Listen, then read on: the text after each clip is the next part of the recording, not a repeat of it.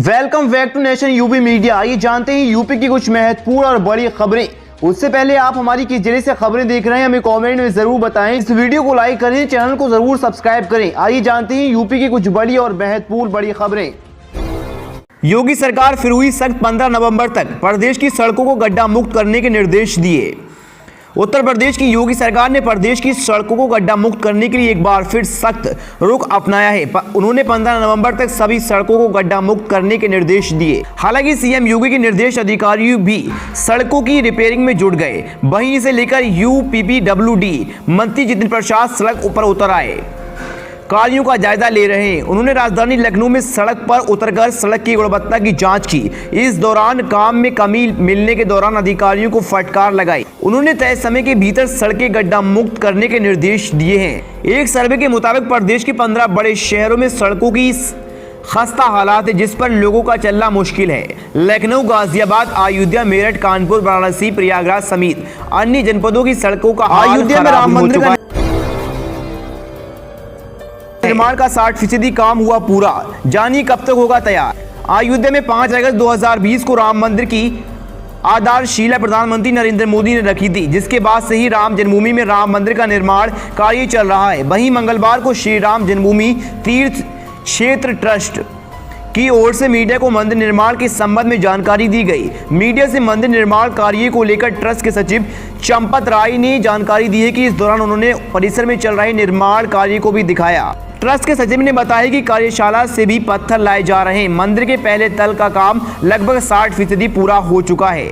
मंदिर के पहले तल में कुल 160 पिलर होंगे, जबकि मंदिर के दूसरे तल में करीब 82 पिलर होंगे। राम मंदिर में कुल 12 दरवाजे होंगे। ये दरवाजे सागौन की लकड़ी के बने होंगे। दिसंबर 2023 तक इसका काम पूरा होने का अनुमान है। वहीं 2024 की मकर संक्रांति पर लोग दर्शन कर सकेंगे।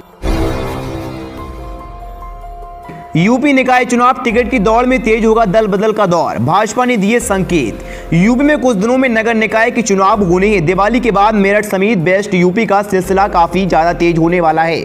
सत्ताधारी भाजपा में कई दूसरे नेताओं का प्रवेश होगा तो दूसरी तरफ सपा बसपा के कुंभ में भी कुछ लोगों के शामिल होने की चर्चा हो रही है। भाजपा ने सभी नगर निकायों में वरिष्ठ नेताओं को प्रभारी बनाकर संकेत कर दिए। बता दें कि भाजपा ने पार्टी के वरिष्ठ नेताओं मंत्रियों को तो मेरठ नगर निगम का प्रभारी यहां सह प्रभारी बनाया है। इसी तरह अन्य निकायों में भी वरिष्ठ नेताओं को प्रभारी बनाया गया है। जिला सहकारी बैंक के चेयरमैन मंदिरपाल सिंह को शाहजहांपुर नगर पंचायत, भाजपा के क्षेत्रीय कोषाध्यक्ष जितेंद्र अग्रवाल को किटौर नगर पंचायत बनाया गया है। भाजपा के सभी बड़े नेता नगर निकायों के स्टडी करने में जुट गए हैं। जीतने वाले प्रत्याशियों को टटोलने का काम किया जा रहा है। दिवाली के बाद दल बदल का सिलसिला भी शुरू हो गया। इसी तरह बसपा में पूर्व विधायक इमरान मसूद के शामिल होने के अब तेजी से गतिविधि तेज हो गई। यूपी के ग्राम पंचायतों के लिए तैयार होगी विकास की कार्य योजना, अधिकारियों ने समझे नियम। ग्राम पंचायतों के विकास के लिए प्रदेश सरकार ने बड़े स्तर पर योजनाएं शुरू की हैं। अब सभी संबंधित विभाग संयुक्त रूप से मिलकर अगले वित्त वर्ष में ग्राम पंचायतों में होने वाले विकास कार्यों की कार्य योजना तैयार करेंगे। इसके लिए जिला स्तरीय अधिकारियों की बैठक में तमाम बिंदुओं पर चर्चा के बाद निर्देश जारी किए गए। ग्राम पंचायत विकास योजना को लेकर सीडीओ चौधरी ने सभी संबंधित विभागों के अधिकारियों को निर्देश किए हैं। ग्राम पंचायतों में विकास कराने के लिए वर्ष 2023-2024 में होने वाले कार्यों की कार्य योजना 31 जनवरी तक तैयार की जाएगी। इसमें स्वास्थ्य से लेकर शिक्षा, सड़क से लेकर शुद्ध जल तक की शामिल किया गया है। सभी विभागों को अपनी योजना के तहत कार्यों को कार्य योजना में शामिल करना होगा। इसके अलावा जिला पंचायत भी गांवों में कराए जाने वाले कार्यों की सूची में पंचायत राज विभाग को उपलब्ध कराया जाएगा। जिला पंचायत राज अधिकारी रेणु श्रीवास्तव ने बताया, ग्राम पंचायतों के विकास पर अधिक जोर दिया जा रहा है। सभी संबंधित विभाग मिलकर विकास कार्य योजना तैयार करेंगे। बैठक में संबंधित विभागों के अधिकारी मौजूद रहे। रसोई में रखे पटाखे में धमाके से मां बेटी की दर्दनाक मौत। यूपी के कई शहरों में हुए हादसे। दिवाली पर पूरे प्रदेश भर में जमकर आतिशबाजी हुई। रात में जैसे ऐसे आतिशबाजी परवान चढ़ने लगी, वैसे वैसे हादसों की सूचनाएं आती रहीं।